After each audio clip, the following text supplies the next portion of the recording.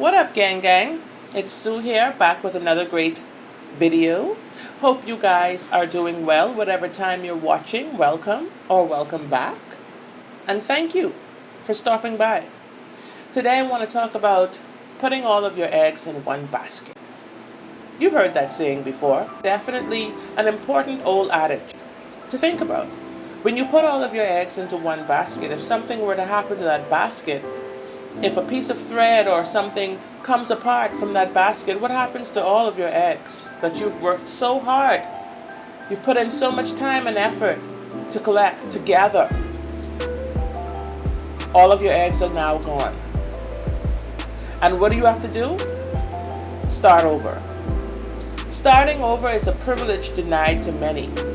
Some people do not have that opportunity to start over, or they don't have the particular resources to start over from a strong point. But I want to talk about this today because a lot of young women I see, including myself, have gone down this road, this path of putting all of their eggs into one basket. We hear other females talk about it on social media. They may not term it the same way, but we know what this means. A lot of women, young, middle-aged, older, whatever, do the same thing, fall for the same trap by putting all of their eggs into one basket. And when I say that, what do I mean? I mean in relationships, particularly with a job, same thing. Like almost every aspect of life, a lot of people end up doing this. But women in particular, I'm talking about in terms of relationships. We think we're doing the right thing. We think we're in love. We think we have to give this guy our all, when we don't realize that we are unequally yoked a lot of the time. We don't really realize that this person is not bringing nearly as much to the table as we have put on the table already.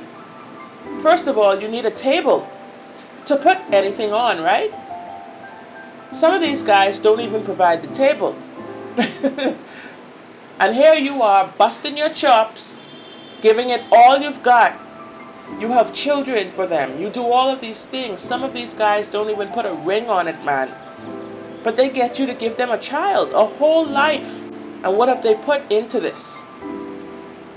The absolute bare minimum, or nothing at all sometimes. You would realize for a lot of females, this is for teenage girls. I want you guys to watch this and listen to this carefully as well, because this is especially for you who are just starting out in life. In your prime, you've got the healthy, fit body. You've got all the curves in the right places. You're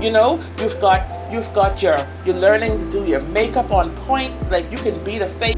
You're on your A game. You've got your shit together. Maybe you've graduated and you're off to college. Maybe you're in trade school. Maybe, you're trying to get your life. You're making good money because you're young. People hire you easily because you're young. You're beautiful. You have perfected your emotions. You've learned to speak well. You communicate. You've got friends, a group of friends. Everything seems to be going in your favor. And what do? What happens usually at this point is when the enemy swoops in out of nowhere like a thief in the night and starts to steal your joy. Because a lot of the time, human beings hate to see somebody else doing better than them.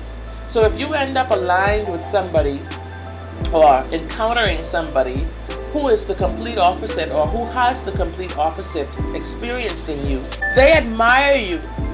And some of them even to a point where they envy you because they have no idea how you're so gifted. They have no idea how you're so blessed.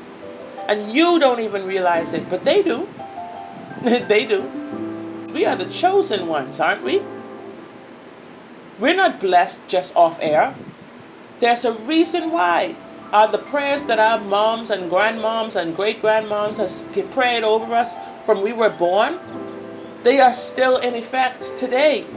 And so the enemy, or agents of the enemy, tend to see this. And they're like, oh, how dare she? She's not going to do better than me, or I'm not going to be in her life and have her doing better than me. They just naturally, sometimes unconsciously, start to suck the things that you have. They want them things so bad, they want to suck it away from you. So not only are they going to not bring to the table, but they're going to take what's on the table as well, what you've already placed on that table. So you'll realize you start lending them your car. I remember when I got my first car, my stepdad blessed me, gifted me with a car. And the next thing you know, the guy who I got involved with, he was driving up and down the street in it. Other people seeing him like, whoa, I thought that was Sue's car. That ain't Sue. That's a dude. Something is absolutely wrong with that picture. Then you'll find sometimes guys like to try to move in with you. Let's say you've got your own place. You've just gotten your own place or whatever. They will try to move in with you. Sisters, do not allow this to happen. Do not allow a grown man to move in your place. If he can't get you in a place of his own to put you up, do not allow that to happen. Next thing you know, you will be taking care of him like he's your child. A grown man is a partner. He's not a child. He's not your child. You're not responsible for his well-being. You're not responsible for what he eats, when he eats. You're not responsible for making sure he has a roof over his head. It's the other way around. Sisters, young sisters, middle-aged sisters, I don't care how old you are.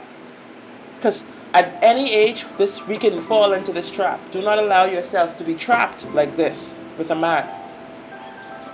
Because later on in the future, if he's not doing it now, what is supposed to whip him into shape? How is he supposed to now turn it around and now house you after the fact? How do you think that's going to go? Just be realistic. So putting all of your eggs into one basket, it has a lot of different faces. It has a lot of different ways that this could be interpreted.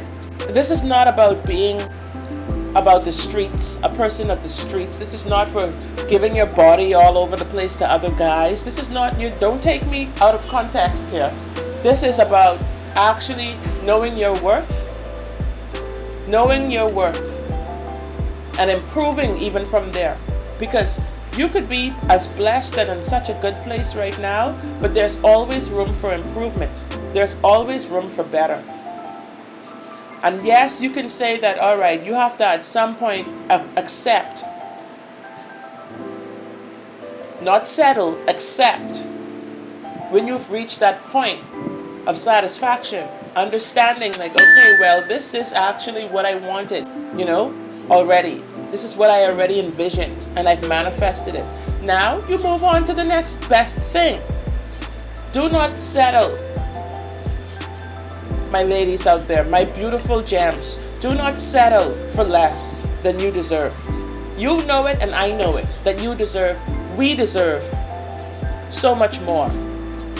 Life has everything already to offer. This world lacks nothing. There is everything here already that you need.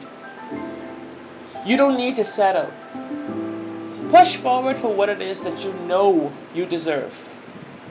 And that is always going to be better. When you see a particular struggle, when you see you're struggling, you have two people struggling. That's the key word in this whole picture, struggle. Something is clearly wrong. Because if you're in your prime and if both of you are putting in 100% toward the same goal, there should be no struggle. Yes, there may be little obstacles. Yes, there are going to be challenges. This life of duality, there is positive as well as negative. So it's not always going to be peaches and cream. But at the same time, for how long would you be struggling? That's a major indication that you're putting all of your eggs into the wrong basket. Take all of these things into consideration. You will save yourself a whole heap of time, a whole heap of energy, a whole heap of money. Sometimes people go and have kids, they put all of their eggs into one basket. Some guys don't even turn around and put a ring on your finger. But you've gifted them with a whole child, a whole life being. We have to stop doing this to ourselves. Men are taking advantage of women out here, left, right, and center. Do you see how many toys, adult toys, if you go online, if you go on Amazon and Google adult toys, do you know how long that list is?